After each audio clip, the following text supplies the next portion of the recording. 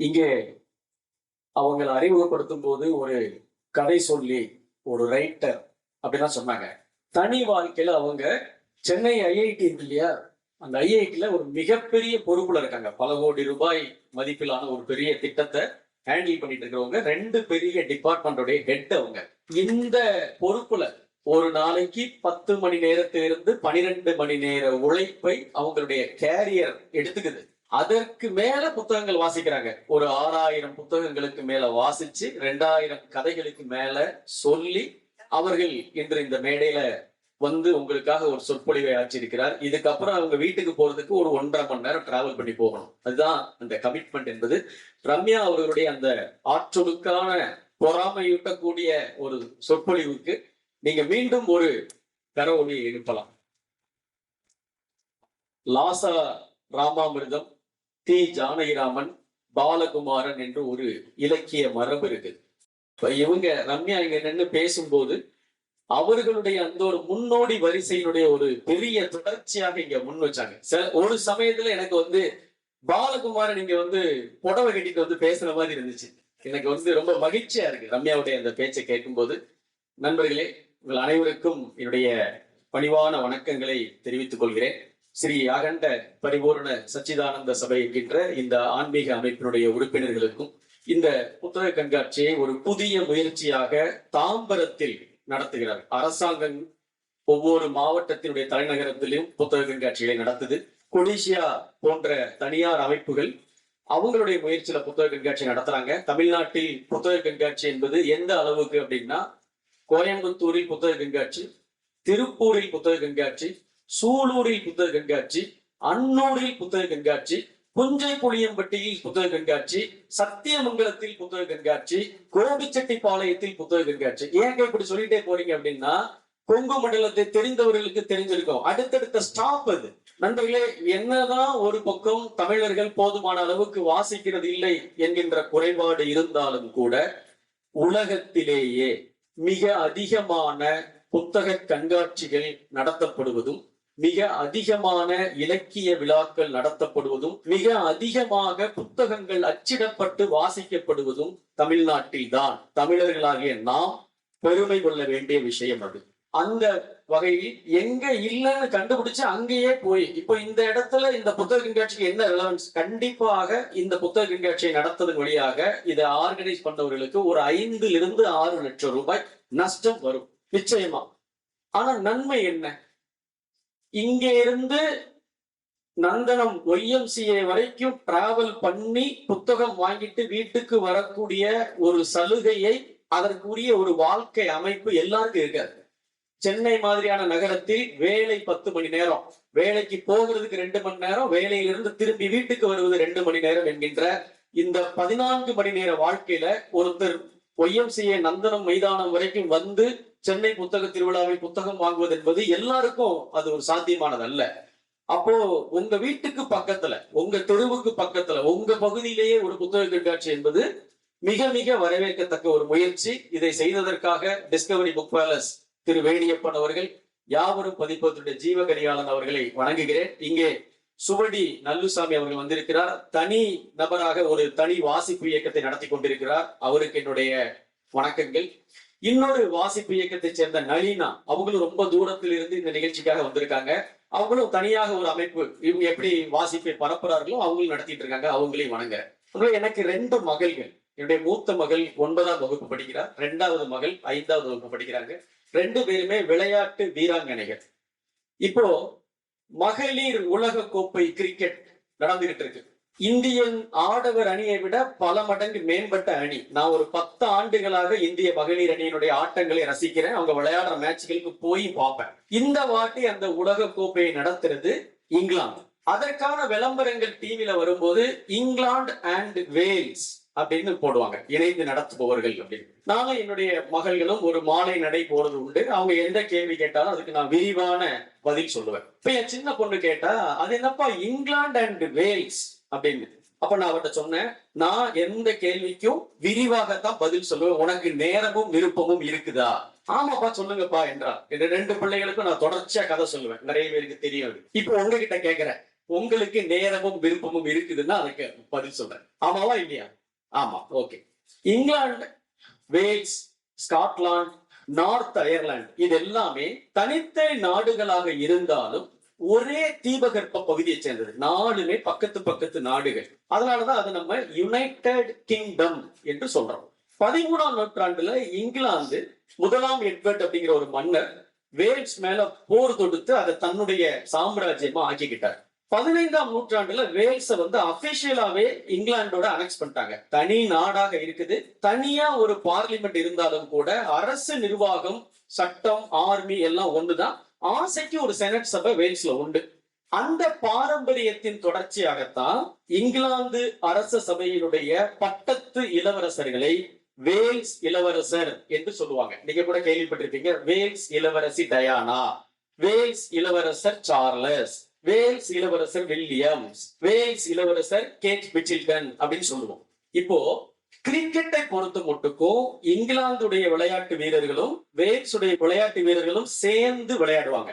ஆனா ஃபுட்பால்ல வந்துருச்சு வைங்க, இங்கிலாந்து ஒரு டீமாகவும் வேல்ஸ் ஒரு டீமாகவும் விளையாடுவாங்க. இது ஒரு பக்கம். ஒலிம்பிக்ல போய் பதக்கப்பட்டியல்ல இங்கிலாந்து இருக்குதா அப்படின்னு நீங்க தேடி பாத்தீங்கன்னா இங்கிலாந்து இருக்காது.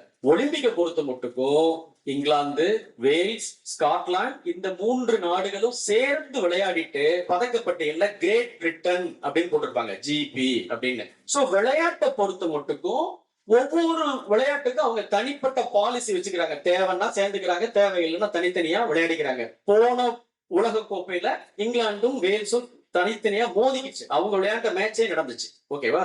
இத நான் அவர்கிட்ட சொல்லிட்டு, இதுதான் வேல்ஸுக்கு காரணம்.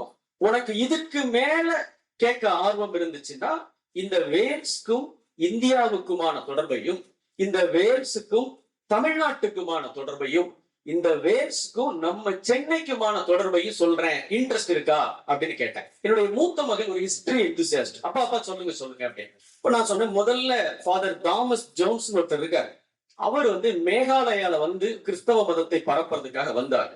அங்க காசி பழங்குடி மக்கள் ரொம்ப தொன்மையான ஒரு மொழியை பேசிட்டு இருந்தாங்க. ஆனா அந்த மொழிக்கு எழுத்து வடிவம் கிடையாது. ஃபாதர் தாமஸ் ஜோன்ஸ் அந்த மொழியை கற்றுக்கொண்டு தன்னுடைய ரோமானிய வடிவம் இருக்கு இல்லையா, ஆங்கிலேய முறை, அதுக்கு ஒரு வரி வடிவத்தை உருவாக்கினார். இன்றைக்கு காசி மொழி பேசக்கூடிய மேகாலய மக்கள் ஒரு அரசியல் சக்தியாக திரண்டிருக்காங்க. அவங்களுடைய தாய்மொழி மறுகண்டுபிடிப்பு செய்யப்பட்டிருக்கு. அதனால வருடத்தில் ஒரு நாளை தாமஸ் ஜோன்ஸ் டே என்று கொண்டாடுவார்கள்.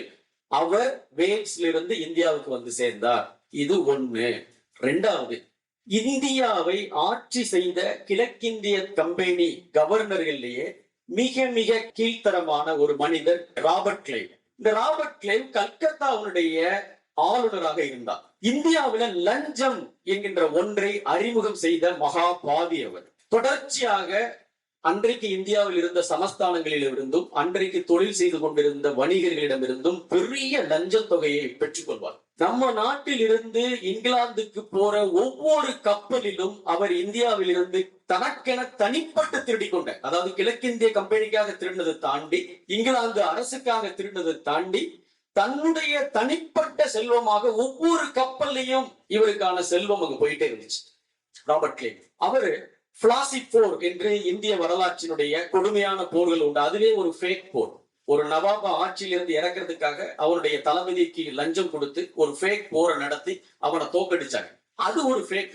அதுக்கு மீடியேட்டரா செயல்பட்ட ஒருவனை ஏமாற்றுவதற்காக ரெட் பேப்பர் ட்ரீட்னு சொல்லுவாங்க. அதுல ஒரு கோழி கையெழுத்து வரை ஒரு போட்டார். அதுக்கு புரோக்கரா செயல்பட்டவங்களுக்கு கமிஷன் கொடுக்க கூடாதுங்கிறதுக்காக. அந்த அளவுக்கு மோசமான ஒரு மனிதர் இந்த ராபர்ட் கிளைவ். இவர் இரட்டை கவர்னன்ஸ் அப்படிங்கிற ஒரு சிஸ்டத்தை கல்கத்தால அறிமுகப்படுத்தினார். என்னன்னா, வரி வசூல் பண்ற உரிமை நவாபுக்கு, ஆட்சி நடத்துற உரிமை எனக்கு, நானும் வசூல் பண்ணுவேன், நவாபும் வசூல் பண்ணுவார் என்று ஒரு சிஸ்டத்தை உருவாக்குறதுனால இந்திய வரலாற்றிலேயே மிக கொடுமையான வங்க பஞ்சம் செயற்கையாக உருவாக்கப்பட்டு பல லட்சம் மக்கள் கொல்லப்பட்டார்கள். சரிப்பா, இவருக்கும் நமக்கு என்னப்பா தொடர்பு என்றால், இந்த ராபர்ட் கிளைவ் வேல்ஸில் இருந்து வந்தவர். இந்தியாவில் இருந்து கொள்ளையடித்து பெரும் பணத்தை அங்க கொண்டு போய் அவர் போவிஸ் கோட்டை என்று ஒரு கோட்டையை கட்டினார். சோ டூர் போறவங்க அதை பார்ப்பாங்க. அவர் இந்தியாவோட தொடர்பு அப்படின்னா, அவருடைய பையன் அவர் எட்வர்ட் கிளைவ், அவர் இந்த சென்னையினுடைய கவர்னராக ஒரு 5 வருஷம் இருந்து அப்பனுக்கு பிள்ளை தப்பாம பிறந்திருக்கு என்னும் பெருமைக்கு ஏற்ப கடுமையாக ஊழல் செய்து லஞ்சம் செய்து திரட்டி அங்க கொண்டு போய் சேர்த்தார். அவரும் ஒரு வேல்ஸ்கார். அப்போ தன் டியூட்டி முடிஞ்சு ராபர்ட் கிளைவ் இங்கிலாந்துக்கு போகும்போது அன்றைய மதிப்புல அவர் சம்பளத்தை தாண்டி வருமானத்தை தாண்டி குவித்திருந்த சொத்து மதிப்பு 350 கோடி. இங்கிலாந்து நாடாளுமன்றமே அதிர்ந்து ஒரு கவர்னர் எம்ப்ளாயி எப்படிங்க இவ்வளவு பெரிய சொத்து சேர்த்தா, இதை விசாரிக்கணும் என்று இங்கிலாந்து நாடாளுமன்றத்தில் விசாரணை நடக்குது. தொடர்ந்து விசாரணை நடக்குது. நீ எப்படி இவ்வளவு லஞ்சம் பெற்ற, எப்படி ஊழல் பண்ண, இப்படி கேட்டுக்கிட்டே இருக்க. இதுல ஒரு நல்ல நகைச்சுவை என்னன்னா, இங்கிலாந்தில் இருந்து இங்க வந்து வேலை பார்க்கிற அரச மத்த ஊழியர்கள் லஞ்சம் வாங்குற மிக கடுமையான நடவடிக்கை எடுப்பாரு இவர். யாரு? Robert Clive. ஏன்னா அது ஏன் டியூட்டி, அது நீ செய்யக்கூடாது அப்படின்னு. அந்த வழக்கு விசாரணையின் ஒரு கட்டத்துல ராபர்ட் கிளைவ் வந்து ஒரு ஒப்புதல் வாக்குமூலம் கொடுத்தாரு. ஐயா, நான் காசு அடிச்சுட்டேன், துட்டு அடிச்சுட்டேன், லஞ்சம் வாங்கிட்டேன்னு என் மேல விசாரிக்கிறீங்க. நான் கல்கத்தாவுக்கு கவர்னரா இருக்கும்போது இந்தியாவுடைய கருவூலமே என்கிட்ட தான் இருந்துச்சு. அங்க பொண்ணும் மணியும் வைரமும் கொட்டி கிடந்துச்சு. இப்போ இந்த இன்வெஸ்டிகேஷன் நான் எந்த அளவுக்கு மனக்கட்டுப்பாடோட குறைவாதான் திருடி இருக்கேன் என்று நினைச்சு எனக்கு பெருமையாக இருக்கிறது அப்படின்னு சொன்னார். அது ரொம்ப ஒரு அழகான வார்த்தை, இங்கிலீஷ்ல ரொம்ப புகழ்மிக்க ஒரு வார்த்தை. அது என்னன்னா, I stand astonished by my own moderation அப்படின்னு சொன்னார். திடுக்கிட்டாங்க. ஒரு திருடன், ஒரு கொள்ளையன், ஒரு ஊழல்வாதி நான் குறையாதாங்க திருடி இருக்கேன், அதை நினைச்சு நீங்க என்னை பாராட்டுங்க என்று ஒரு பாராளுமன்றத்தில் முதல் முறையாக ஒரு நடவடிக்கை எடுக்கக்கூடாது என்று நாடாளுமன்றம் அந்த வழக்கை தள்ளுபடி பண்ணிச்சு. ஆனால் இந்த வழக்கு விசாரணையின் போது தனக்கு ஏற்பட்ட அவமானம் தாங்காமல் அளவுக்கு அதிகமான ஓபியம் சாப்பிட்டு ராபர்ட் கிளைவ் தற்கொலை செய்து கொண்டார். இது வேல்ஸுக்கும் சென்னைக்குமான முதல் தொடர்பு. இரண்டாவது தொடர்பு ஒண்ணு சொல்றேன். அது என்னன்னா, ஏலிஹியூ ஏல் அப்படின்னு ஒரு கவர்னர். அவரும் சென்னையில 5 வருஷம் சென்னையினுடைய கவர்னராக இருந்தவர். ராபர்ட் கிளைவுக்கு எந்த விதத்திலையும் சலிக்காது கடுமையாக ஊழல் செய்து பெரும் சொத்துக்களை திரட்டி கொண்டு லண்டனுக்கு போனார். இந்தியாவில் இருந்து அவர் திருடி சேர்த்த பட்டு சேலைகளை மட்டும் அமெரிக்கால இருக்கக்கூடிய ஒரு கல்வி நிறுவனத்துக்கு இலவசமா கொடுத்தார். அந்த கல்வி நிறுவனம் அந்த பட்டு சேலைகளை மட்டும் விற்று பெரும் பணம் திரட்டி அந்த பணத்தில் ஒரு பல்கலைக்கழகத்தை உருவாக்கியது. அந்த பல்கலைக்கழகத்தினுடைய பெயர் ஏல் யூனிவர்சிட்டி. உலகத்தினுடைய மிக முக்கியமான முதல் 5 இடத்தில் வரக்கூடிய ஒரு சர்வதேச அமெரிக்க பல்கலைக்கழகம் இந்த சென்னை மக்களினுடைய வியர்வையால் உருவானது. அப்படி ஒரு திருட்டு அவர் பண்ணார். அவர் வேல்ஸில் பிறந்தவர். அடுத்து பாரிஸ் கார்னர் என்று சொல்லக்கூடிய தாமஸ் பாரிஸ் என்று கிழக்கிந்திய கம்பெனியினுடைய ஒரு பிரான்சாக இங்க ஆரம்பிச்சார். ஆனால் அவர் இவர்களை போன்றவர்கள் அல்ல. இந்தியாவுடைய தொழில்துறை கட்டமைப்புகளை உருவாக்கினவர். பாரிஸ் என்கின்ற நிறுவனத்தை உருவாக்கினார். அந்த நிறுவனத்திலிருந்து திரட்டப்பட்ட சொத்துக்களை கொண்டு சென்னையில பல அறக்காரியங்களை பண்ணார். அவரால் தான் நம்ம அந்த பாரிஸ் காரர் என்று சொல்கிறோம். அவரும் வேல்ஸில் பிறந்தவர் அப்படின்னு நான் அவர்கிட்ட சொன்னேன். அடுத்து பெங்களூரும் தமிழ்நாடும் சென்னையும் மோதிக்குது. அது ஒரு சவுத் இந்தியன் டெர்பி ஆட்டம். அந்த மாதிரி உலகக்கோப்பையில, சென்ற உலகக்கோப்பையில இங்கிலாந்து வேல்ஸும் மோதி கொண்டது ஒரு டெர்பி ஆட்டம். அப்ப ஏன்பா அதை டெர்பின்னு சொல்றாங்க? அடுத்த கேள்வி. அங்க இங்கிலாந்துல டெர்பிஷயர்னு ஒரு ஊர் இருக்குமா? அந்த ஊர்ல 13ஆம் டெர்பின்னு ஒரு கிங் இருந்தான். அவன் நடத்தின ஒரு குதிரைப்பந்தயம், குதிரைப்பந்தய வரலாற்றிலேயே மிக கடுமையான போட்டி, கட்டும் பகையா இருந்துச்சு. அதனால கடுமையான பகையுள்ள நாடுகளுக்கு இடையில நடக்கக்கூடிய எல்லா ஆட்டங்களையும் டெர்பி ஆட்டம்னு சொல்லுவாங்க. அப்ப நம்ம ஊர்ல ஒரு பிராண்ட் இருக்கே டெர்பின்னு, அதுதானா? ஆமா, அதுதான்.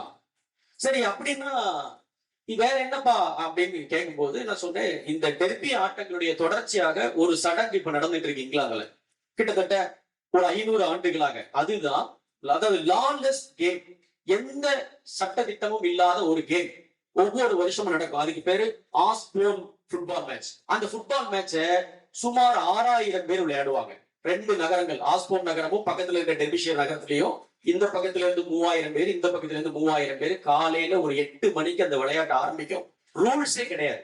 2 ரூல்ஸ் தான். கொலை செஞ்சிடக்கூடாது, விளையாட்டு போதும் நிறுத்திடக்கூடாது. சாயங்காலம் 10 மணி வரைக்கும் நடக்கும். நீங்க அதோட வீடியோக்கள் வீட்டுல போய் பார்த்தா ஆஸ்போர்ன் ஃபுட்பால் மேட்ச் அடிச்சீங்கன்னா தெரியும்.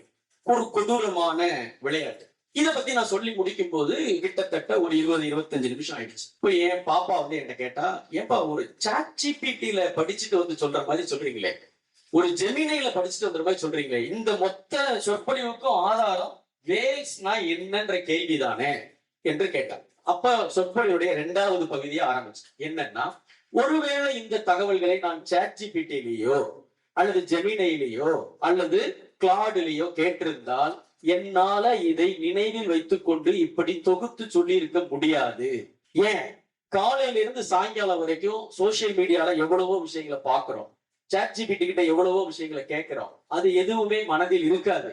இது அனைத்துமே வெவ்வேறு தருணங்களில் வெவ்வேறு புத்தகங்களில் வெவ்வேறு வரலாற்று ஆசிரியர்களால் சொல்லப்பட்டு அதிலிருந்து திரட்டி கொண்ட ஒரு தகவல். அதை சொல்லும் போதே ஆச்சரியமா இருக்கு. இந்த வேல்ஸ் என்கின்ற ஒரு சின்ன குட்டி நாட்டை பற்றி நமக்கு இவ்வளவு தகவல்கள் இப்படி தெரியுமா அப்படின்னா வேற வேற விஷயமா தெரிஞ்சிருக்கு. இப்ப எஸ் முத்தையா அவர்கள் சென்னையுடைய வரலாற்றை பற்றி எழுதியிருக்கிற எல்லா நூல்களையும் வாசிச்சிருக்கேன்.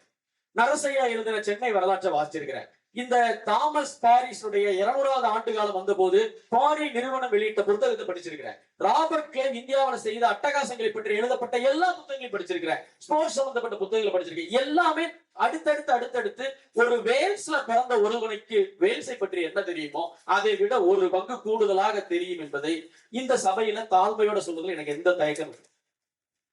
இது உழைப்பை செலுத்தி காலகாலமாக வாசிச்சதுனால என்னை அறியாம என் மூளையில ஏதோ ஒரு இடத்துல போய் ஸ்டோர் ஆயிருக்கு. வேல்ஸ் நாட்டின் சிறப்பு இயல்புகளை சொற்பொழிவாச்சுங்கன்னு யாரும் எனக்கு சொல்லி கொடுக்கல. அப்படி நான் படிக்கல. அப்படி படிச்சிருந்தா இத இன்ஸ்டன்டான நாலேஜ் வழியாக இதை திரட்டி இருந்தா என்னால இதை ரீப்ரொடியூஸ் பண்ணிக்க முடியாது. பாப்பா, இன்னொரு சவாலை வைக்கலாம். இந்த வருடங்கள் எல்லாம் சொல்றேன், நம்ம கிராஸ் செக் பண்ணி பார்க்கலாம் அப்படின்னு ஒவ்வொரு வருடமா சொல்றேன். அதுவும் சரியா இருக்கு. இந்த சபையில் நான் சொல்ல வந்த விஷயம் என்னவென்றால், மனிதன் வாசிக்க பிறந்தவன் அல்ல. அவன் பிறக்கும் போது வாசிக்கக்கூடிய ஒரு ஃபேக்கல்டி அவனுக்கு கிடையாது. என்ன அப்படின்னா, பரிணாம வளர்ச்சியில மனிதன் உருவாகி வரும்போது பார்க்கிறதுக்கு, கேட்கிறதுக்கு, பேசுறதுக்கு இந்த 3 ஃபேக்கல்டி தான் அவனுக்கு வழங்கப்பட்டது. வாசிக்கிறது அப்படிங்கிற ஒரு விஷயத்தை பரிணாம வளர்ச்சியில மனிதன் உருவாக்கி கொண்டு வெறும் 6000 ஆண்டுகள் தான் ஆகுது. மொழி என்று ஒன்று உருவாகி அதுக்கு அர்த்தங்கள் என்று ஒன்று உருவாகினது. பேசுறது, வாசிக்கிறது என்கின்ற ஒரு ஃபேக்கல்டிய மூளை தானாகவே முயன்று உருவாக்கி கொண்டிருக்கு. அப்போ இன்றைக்கு காலையில இருந்து சாயங்காலம் வரைக்கும் எண்ணற்ற வீடியோக்களை நம்ம பார்க்கணும். அதுல பெரும்பான்மையான வீடியோக்கள் மிதமிஞ்சின செயற்கையான வேகத்தில் எடிட் செய்யப்பட்ட வீடியோக்கள். இப்போ கட்டற்ற வெப் சீரிஸ் பாக்குற பழக்கம் இருக்கு. காலையில டிவியை போட்டா நைட்டு இதுக்கு மேல ஒன்னும் ப்ரோக்ராம் இல்ல, நீ போய் படுத்து தூங்குன்னு சொன்னாலே ஒழிய டிவியை ஆஃப் பண்ணாத வீடுகள் உண்டு. வெப் சீரிஸ்ல ஒரு எபிசோட் தாங்க பார்க்கணும்னு உட்கார்ந்தேன். அப்படியே அட்டஸ்டன்ஸ் 4 மணி நேரம் 8 எபிசோட் பார்த்துட்டேன் அப்படின்னு சொல்றவங்க உண்டு. அல்லது நாமும் எல்லாருக்கும் ஒரு பிரச்சனை இருக்கிறது. நம்ம எல்லாருடைய போனுடைய ஸ்கிரீன் டைமும் நீங்க செட்டிங்ஸ்ல போய் பாத்தீங்கன்னா ஒரு சாதாரண மனிதனுடைய ஸ்கிரீன் டைம் 4 hours. கொஞ்சம் மிகையாக இந்த பழக்கத்துக்கு ஆட்பட்டவருடைய ஸ்கிரீன் டைம் என்பது 8 hours. சமீபத்தில் மூளை நரம்பியலில் செய்யப்பட்டிருக்கக்கூடிய ஆய்வுகள் அனைத்துமே இன்றைய தலைமுறையினர், அதுக்கு வயசு வித்தியாசம்லாம் கிடையாது, 15 வயசா இருக்கலாம், 50 வயசா இருக்கலாம், 70 வயசா இருக்கலாம், அவர்களுக்கு ஒரு விஷயத்தில் கவனம் செலுத்துகிற ஆற்றல், ஒரு விஷயத்தில் உளம் குவித்தல், அதாவது எல்லாத்தையும் மறந்துட்டு ஒரு விஷயத்துல போக்கஸ் பண்றது, அதற்கான ஆற்றல், ஒரு விஷயத்தை படித்து கிரகித்துக் கொள்வதற்கான ஆற்றல், முடிவெடுப்பதற்கான ஆற்றல், சிந்திப்பதற்கான ஆற்றல், பிற மனிதனுடைய துன்பத்தை புரிந்து கொள்வதற்கான ஆற்றல், எதிர்காலம் எப்படி இருக்கும் என்பதை யூகிப்பதற்கான ஆற்றல், இவற்றில் 30% வீழ்ச்சி ஏற்பட்டுள்ளது.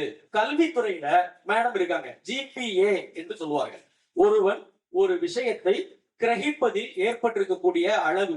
அதுல உலகம் எங்கும் நடத்தப்பட்ட ஆய்வுல இன்றைய தலைமுறை மாணவர்களுடைய கவனம் 30% விழுந்திருக்கு, எம்பதி லெவல் 30% விழுந்திருக்கு என்று மூளை நரம்பியல் ஆய்வுகள் சொல்லுங்கள். இதற்கு ஆங்கிலத்தில் ஒரு வார்த்தை கண்டுபிடிச்சிருக்காங்க. அதுக்கு பேரு பிரெயின் ராட். ஆக்ஸ்போர்ட் யூனிவர்சிட்டி ஒவ்வொரு ஆண்டும் இந்த ஆண்டின் வார்த்தை அப்படின்னு ஒரு வார்த்தையை தேர்ந்தெடுத்து சொல்லுவாங்க. 2024ஆம் ஆண்டு அந்த ஆண்டிற்கான ஆங்கில வார்த்தையாக தேர்வான வார்த்தை பிரெயின் ராட். இதை தமிழில் கொஞ்சம் காரசாரமாக சொல்வது என்றால் மூளை அழுகல் என்று சொல்லலாம். கொஞ்சம் கௌரவமா சொல்லணும் என்றால் சிதையும் மூளை அல்லது சிதைக்கப்பட்ட மூளை என்று சொல்லலாம்.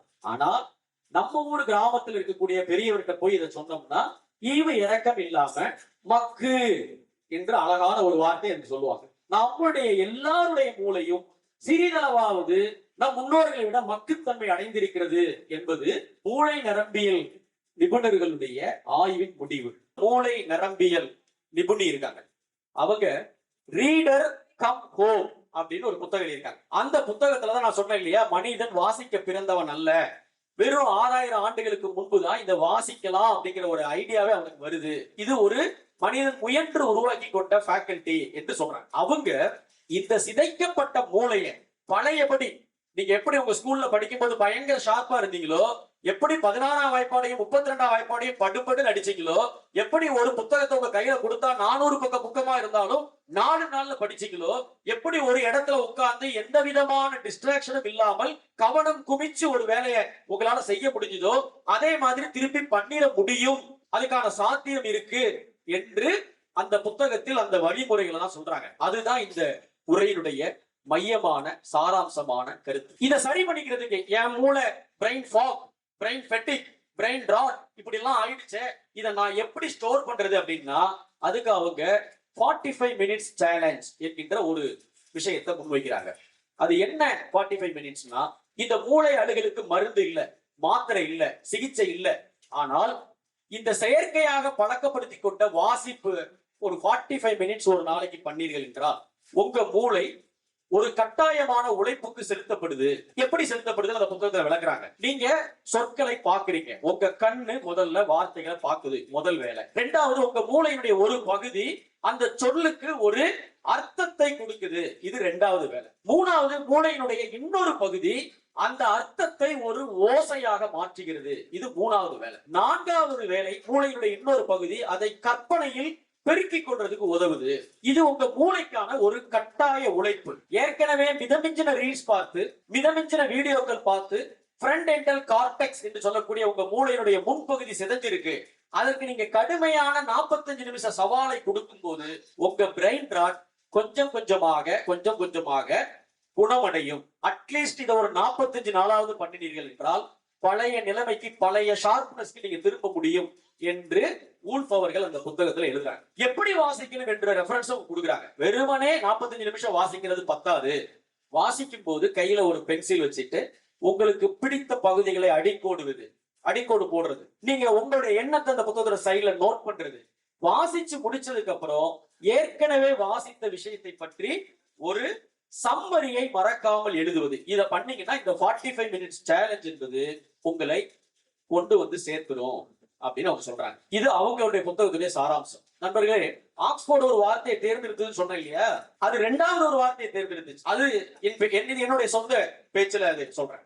அது ரெண்டாவது தேர்ந்தெடுத்த வார்த்தை என்னன்னா ரேஜ் பைட். ரேஜ் பைட் என்றால் உங்களை நெகட்டிவான செய்திகளின் வழியாக உங்க உணர்ச்சிகளை தூண்டுவது, நெகட்டிவான தம்ப்நெயில் வழியாக, நெகட்டிவான தலைப்புகளின் வழியாக, நெகட்டிவான மேடை பேச்சு வழியாக, நெகட்டிவான அரசியல் முழக்கங்கள் வழியாக உங்க மனதை அமைதி இழக்க செய்வது. இப்போ வீட்டுக்கு போய் யூடியூப்ல எந்த நியூஸ் சேனலுடைய தம்ப்நெயிலை பாருங்க, ஒண்ணு கூட பாசிட்டிவா இருக்கு. அடித்து கிழித்தார், நொறுக்கினார், ரத்த சகதி, கொடூரம், இப்படி உங்களுடைய கவனத்தை ஈர்க்கக்கூடிய பேச்சுகள் அதுல வைக்கப்பட்டிருக்கும். ஒரு செய்தியை தொடர்ந்து பார்க்கக்கூடியவங்க, நம்முடைய தமிழ்நாட்டில் இருக்கக்கூடிய தொலைக்காட்சிகளை தொடர்ந்து செய்தியை பார்க்கக்கூடிய ஒரு மனிதர், நொடிக்கு நொடி மாறும் அரசியல் அதிரடி காட்சிகளை ஐபிஎல் ஆட்டங்களை போல ரசித்து பார்க்கக்கூடிய ஒரு மனிதர் உண்மையிலேயே நான் உள ஆரோக்கியத்தோட இருக்கேன் என்று சொன்னால் அது நகைப்புக்குரியது. அப்படி இருக்கவே முடியாது.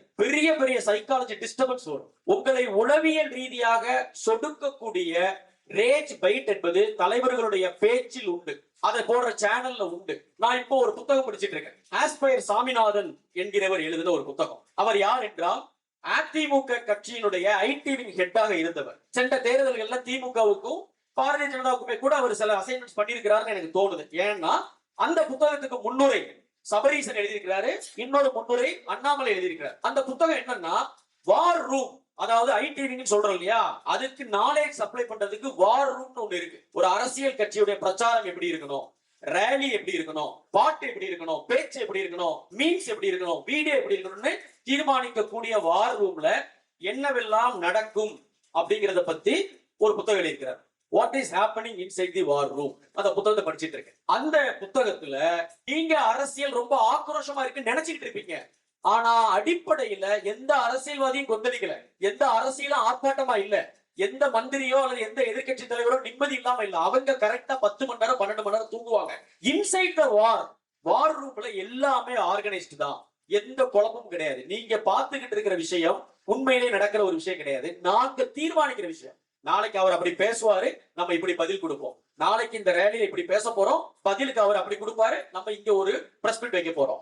இப்படி நீங்க அன்றாடம் பார்த்து கொண்டிருக்கிற அரசியலுக்கும் வார் ரூம்ல இருந்து உருவாக்குற அரசியலுக்கும் இருக்கிற வித்தியாசம் ஒன்று இருக்கு. கொஞ்சம் பேப்பர் படிக்கிறவங்களுக்கு தெரிஞ்சிருக்கும். இந்த தேர்தலில் கேம்பிரிட்ஜ் அனலிட்டிகா போன்ற சென்டிமெண்ட் டூல்ஸ் தமிழ்நாட்டில் பயன்படுத்தப்பட்டிருக்குன்னு சொல்றாங்க.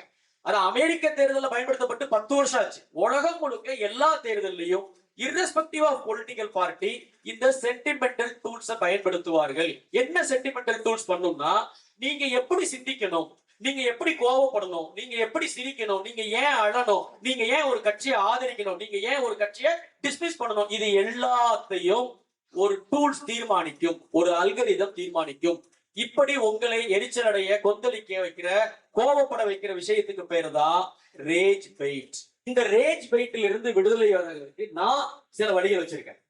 என்னன்னா, ஒரு செய்தித்தாள் படிப்பேன். கட்சி சார்பு இல்லாத குறைஞ்சபட்சம் ஒரு நடுநிலையில் இருக்கக்கூடிய ஏதேனும் ஒரு செய்தித்தாளை ஒரு நாள் காலையில படிப்பேன், 20 நிமிஷம். சாயங்காலம் ஜெமினைல இன்று தமிழ்நாட்டில் நடந்த முக்கியமான விஷயங்களை தொகுத்து தருக என்று ஒரு வாய்ஸ் நோட் அனுப்பிச்சா அது ஒரு 1 மினிட்ல இன்னைக்கு தமிழ்நாட்டில் நடந்த சம்மரியை கொடுக்கும். அதை படிச்சுப்பேன். அவ்வளவுதான். தப்பி தவறி போய் சேனல போட்டோம்னா அந்த ரேஜ் பெயிட் நம்மள உடனே கவ்விடும். சோ இவ்வளவு அரசியல் பேச்சு நமக்கு தேவையா? இவ்வளவு அரசியல் கொந்தளிப்புகள் நமக்கு தேவையா? இவ்வளவு நெகட்டிவான செய்திகள், ஒரு விபத்து எப்படி நடந்தது 9 தடவை கட் பண்ணி போற செய்தி உங்களுக்கு தேவையா? ஒருவர் எப்படி கொடூரமாக வெட்டி கொலை செய்யப்பட்டார் அப்படிங்கிற தகவல் உங்களுக்கு தேவையா? அவர் உடம்புல எத்தனை இடத்துல அறுவாள் விழுந்தது என்பது உங்க வாழ்க்கையில என்ன செய்ய போகுது? ஆக நீங்க இந்த நூற்றாண்டில் ரொம்ப கவனமா இருக்க வேண்டியது உங்க எமோஷன்ஸோட விளையாடி கொண்டிருக்கக்கூடியவர்களுக்கு எதிரான ஒரு போராட்டம். அந்த போராட்டத்தை எதிர்கொள்வதற்கான சரியான டூல்ஸ் புத்தகங்கள் தான் என்பதை ரம்யா மேடம் ரொம்ப அற்புதமா சொல்றேன். நான் ரம்யா மேடத்துடைய எல்லா பேட்டிகளையும் பார்த்திருக்கேன். விகடன் அவங்க கொடுத்த ஒரு பேட்டி இருக்கு. அந்த பேட்டியில திருப்பி திருப்பி அவங்க சொல்றது என்னன்னா, புத்தகங்கள் எனக்கு காம்னஸ் உருவாக்குது, என் மனதுக்கு அமைதியை தருது, எனக்கு ரிலாக்ஸேஷனை கொடுக்குது, உக்கிரமான எண்ணங்களில் இருந்து என்னை விடுபடுத்துது. அதை படிச்சு முடிக்கும் தோறும் எனக்கு ஒரு ஹாப்பி ஃபீலிங் வருது. படிக்கும் போதே ஹாப்பி ஃபீலிங்னா அதை வெளிப்படுத்தும் போது அந்த ஹாப்பி ஃபீலிங் 2 மடங்காயிரும். அவங்க அதை சொல்றாங்க தொடர்ச்சியா. அதெல்லாம் விட முக்கியமா அவங்களுடைய பேட்டி ஒன்று விகடன்ல இருக்கு, போய் படிச்சீங்கன்னா, லாசாராவை, தி ஜானகிராமனை, பாலகுமாரனை வாசிக்கிற ஒருவன் பெண்களை கேவலமான எண்ணத்தோடு அணுக மாட்டான் அப்படின்னு சொல்றாங்க இந்த பேட்டியில். இந்த ரீடர் கம் ஹோம் அப்படிங்கிற புத்தகத்துல வூல்ஃப் அம்மா ரிசர்ச் பண்ணி எழுதியிருக்காங்கன்னு சொன்னேன் இல்லையா? அதுல அந்த அம்மா சொல்றாங்க, இந்த தலைமுறைக்கு இந்த மூளை சிதைவினால பல திறன்கள் இழந்திருக்கு. அது பிரச்சனை இல்லை, அதை கூட நம்ம ரீகூப் பண்ணிடலாம். எம்பதி என்கின்ற தன்னிறக்கம்னு சொல்லுவோம் தமிழ்ல. பிற மனிதன் மீதான கருணை பெருமளவுல சரிஞ்சிருக்கு. பிற மனிதனை தன்னுடைய இடத்துல வச்சு பார்க்கக்கூடிய பார்வையை இழந்துட்டாங்க. கருணை என்பது இந்த தலைமுறையிலிருந்து வேக வேகமா மறைந்து கொண்டு வருகிறது. இது ஒண்ணு. 2வது, தன்னை பாதிக்கக்கூடிய அரசியல் முடிவுகள்ல எந்த ஒரு உருப்படியான கருத்தையும் இவர்களால் உருவாக்கி கொள்ள முடியல. தன்னுடைய கல்வியை, தன்னுடைய எதிர்காலத்தை, தன்னுடைய வேலை வாய்ப்பை, தன்னுடைய அமைதியான வாழ்க்கையை தீர்மானிக்கக்கூடிய விஷயங்கள்ல கூட அல்கரிதம் என்ன சொல்லுதோ அதுக்காக இவங்க பலியாகிறாங்க. அது உதாரணம் சொல்றாங்க, ஒரு 150 ஆண்டுகளுக்கு முன்புதான் எழுத்தறிவு பரவலாகி புத்தகங்கள் படிக்கக்கூடிய உரிமை பரவலாக்கப்படுது. அப்போ அமெரிக்கா, இங்கிலாந்து போன்ற நாடுகள் இருந்த பணக்காரர்கள் இந்த தொழிலாளர்கள் புத்தகங்களை படிச்சா இன்னும் சோம்பேறி ஆயிடுவாங்க, வேலைக்கு போக மாட்டாங்க, அவங்களுடைய ப்ரொடக்டிவிட்டி பாதிக்கும், எல்லாரும் புத்தகங்கள் வாசிக்கணுங்கிறத அனுமதிக்க முடியாது அப்படின்னு சொன்னாங்க. ஆனா நடந்தது என்னன்னா, தொழிலாளர்கள் புத்தகங்களை வாசிக்க ஆரம்பித்த போது அதுல வர்ற கதாபாத்திரத்தின் வாழ்க்கையையும் தன்னுடைய வாழ்க்கையை எவ்வளவு தூரத்துல இருக்குன்னு பாக்குறாங்க. அந்த கதையில வர்ற ஒரு நிலப்பிரபுத்தினுடைய வாழ்க்கையும் அங்க இருக்கிற ஒரு பண்ணை உரிமையாளருடைய வாழ்க்கையும் என்னுடைய வாழ்க்கைக்கு இடையில என்ன வித்தியாசம்னு பாக்குறாங்க. அதை படித்து அந்த எம்பவர்னால உருவான தொழில் புரட்சியில தான் நாம ஜாலியா இருக்கு. இப்ப 8 hours வேலை பார்த்து நீங்க வந்து உட்கார்ந்து இருக்கீங்க. ஞாயிற்றுக்கிழமை எந்த ராஜா எப்படி போனாலும் நீங்க வேலைக்கு போக மாட்டீங்க. அதெல்லாம் எங்க இருந்து வந்தது? இந்த தொழிலாளர்கள் புத்தகங்களை படித்ததனுடைய விளைவு, இந்த தொழிலாளர்கள் அந்த இடத்துல தன்னை வைத்து பார்த்ததனுடைய விளைவு என்று வூல்ஃப் இந்த புத்தகத்துல குறிப்பிடுறார். ஆகவே நண்பர்களே, இந்த அருமையான ஒரு மாலை வேளையில என்ன பேச கூப்பிடும் போது, இந்த சபைக்கே ஒரு 2000-3000 பேர் இருக்காங்க, குறைஞ்சது 2000 பேர் உங்க பேச்சை கேட்க வருவார்கள் என்று ஜீவகரிகாலன் என்ற சொன்னாரு. அப்பவே நான் அதை வந்து 1000ஆல வகுத்துட்டேன். ஒரு 20 பேருக்கு தான் மன நிலையோட வந்தேன். நான் இப்ப சொன்னேன், நான் பேசும்போது எனக்கு பேச்சாளருக்கு எதிரில கேட்கறதுக்கு பார்வையாளர்கள் இருக்க எந்த அவசியமும் கிடையாது. ஒரு மைக்கும் ஒரு கேமராவும் இருந்தா போதும், நான் பேசிடுவேன் என்று சொன்னேன். ஆனா என்னுடைய எதிர்பார்ப்பை முறியடிக்கும் விதமாக சுமார் 100 பேர் இந்த தாம்பரத்தின் பரபரப்பான வாழ்க்கைக்கு மத்தியில, ஒரு பக்கம் ஃபுட்பால் வேர்ல்டு கப் நடக்குது, ஒரு பக்கம் விமன்ஸ் வேர்ல்டு கப் நடக்குது, ஒரு பக்கம் சட்டசபையே IPL மாதிரி நடந்துட்டு இருக்கு. நொடிக்கு நொடி பிரேக்கிங் நியூஸ்ல தமிழ்நாடு இருக்கும்போது 100க்கும் மேற்பட்டவர்கள் ஒரு இலக்கிய சொற்பொழிவை கேட்கவும், ஒரு புத்தக கண்காட்சியை பார்க்கவும், சில பேர் குழந்தைகளோட எல்லாம் வந்திருக்கீங்க. ரொம்ப ரொம்ப மகிழ்ச்சியாக இருக்கிறது. இந்த குழந்தைகளுக்கு நீங்க ஏதாவது ஒரு அவங்க வாழ்க்கையில நன்மை செய்யணும்னு நினைச்சீங்கன்னா, வாசிக்கக்கூடிய இளைஞர்கள் தான் வழிகாட்டக்கூடிய தலைவர்களாக வருவாங்க. இன்னைக்கு உலகத்துக்கு தேவை பிசினஸ் மேனோ, சயின்டிஸ்டோ, ஆன்மீக தலைவர்களோ இல்ல. இன்றைய உலகம் தலைவர்கள் இல்லாமல் தவிக்கிறது. கோவிட் காலம் வந்த போது யுவால் நோவா ஹராரி எழுதின ஒரு கட்டுரை, அது எப்படின்னா, கோவிட்ல கொத்து கொத்தா மக்கள் செத்துட்டு இருக்காங்க. என்னன்னு தெரியல, இது கிருமியா, வைரஸா, பாக்டீரியாவா, இதுக்கு மருந்து உண்டா இல்லையா, இது உலகமே அல்லோல கல்லோல பட்டுட்டு இருக்கும்போது யுவால் நோவா ஹராரி என்று சொல்லக்கூடிய அவர் வந்து ஒரு கட்டுரை எழுதினார். என்னன்னா, இந்த நோயோ இதுல பாக்டீரியாவோ இதுக்கு நம்ம மருந்து இன்னும் கண்டுபிடிக்காம இருக்கிறதோ ஒரு பெரிய பிரச்சனையே கிடையாது. கொஞ்சம் பாருங்க, உலகத்துல ஒரு பக்கம் போலீஸ் பெக்கர் ஒருத்தர் ரூல் பண்ணிட்டு இருக்கிறான். அவன் வந்து ப்ளீச்சிங் பவுடர் போட்டா கிருமி சாகும்னா அதை கரைச்சி குடிச்சா நமக்கு கோவிட் குணமாகாதா என்ற அறிவுபூர்வமான ஒரு கேள்வியை கேட்டவர். கோவிட் இல்லைன்னு நான் நிரூபிக்கிறேன்னு கோபாட்னோட போய் லண்டன்ல ஒரு பார்க்ல உட்கார்ந்து அடுத்த நாளே கோவிட் வந்து அட்மிட் ஆனார். இன்னொரு பக்கம் புட்டின் தன்னுடைய மாளிகையை சுத்தி இரும்பு சுவர் எழுப்பினா கோவிட்ல இருந்து தான் பாதுகாக்கப்பட்டுருவேன் என்று இருந்தார். இன்னைக்கு வரைக்கும் வடகொரியால கோவிட் வந்துச்சா வரலையா, மக்கள் வாழ்ந்தானா செத்தானா ஒரு தகவல் உலகத்துக்கு தெரியாது. இன்னொரு பக்கம் சீனால ஒரு அதிபர், இங்க நம்ம கொட்டடிச்சோம்.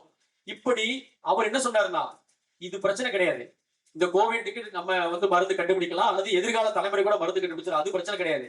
உலக வரலாற்றிலேயே திருமண திசையெல்லாம் மோசமான தலைவர்கள் நம்மள ஆட்சி செஞ்சுட்டு இருக்காங்க. இவன் எல்லாம் ஒருத்தருக்கு ஒருத்தர் கலந்து பேசி மருந்து கண்டுபிடிச்சு அந்த நாலேஜை எக்ஸ்சேஞ்ச் பண்ணி நம்மள ஊசி போட்டு காப்பாத்துறது என்பது இப்போதைக்கு எங்க கண்ணுக்கு தெரியல. உலகத்துக்கு உண்மையிலேயே தேவை தலைவர்கள், காந்தியை போன்ற தலைவர்கள் இந்த கட்டுரை எழுதுகிறார். உண்மையிலேயே உலகத்துக்கு மட்டும் இல்ல, நம்ம வீட்டுக்கு தலைவர் தேவைப்படுறாங்க, நம்ம தெருவுக்கு தலைவர் தேவைப்படுறாங்க, நம்ம ஊருக்கு தலைவர்கள் தேவைப்படுறாங்க.